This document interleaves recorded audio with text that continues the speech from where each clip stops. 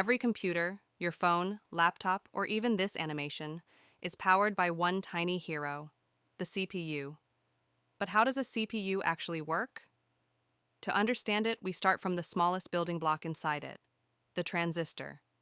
A transistor is like a tiny electronic switch that can be on or off. On represents 1, off represents 0. These ones and zeros form the basic language of all digital computing.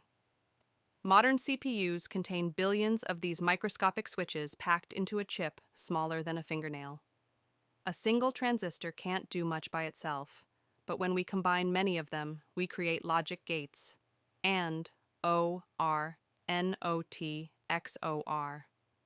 These gates take ones and zeros as inputs and produce logical outputs. This is where actual decision-making begins. When thousands of gates work together, they form circuits capable of performing meaningful operations like adding numbers, comparing values, or storing information. One of the most important circuits created this way is the arithmetic logic unit, or ALU. This is where additions, subtractions, logic operations, and comparisons happen. But the ALU doesn't work alone. It is guided by the control unit, which acts like the organizer inside the CPU. The control unit reads instructions from memory, tells the ALU what operation to perform, and manages how data moves inside the processor. Together, the ALU and control unit form what we call a CPU core. To make the CPU even faster, designers added cache memory, tiny but extremely fast storage located right inside the processor. This helps reduce the delay of fetching data from RAM. CPUs also use pipelining, a technique where each instruction is broken into smaller steps so multiple instructions can be processed at the same time, like stations on an assembly line.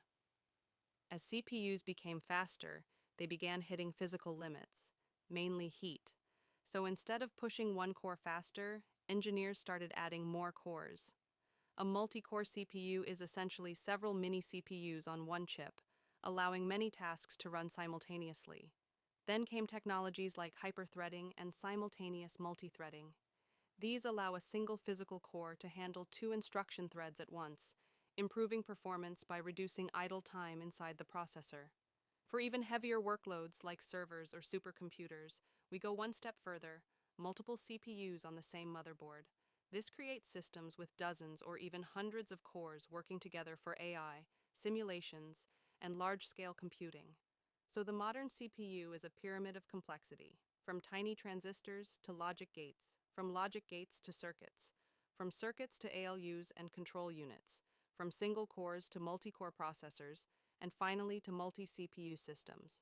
From the smallest switch to massive computing power. That's how your computer thinks. If you enjoyed this explanation, don't forget to like, share, and subscribe.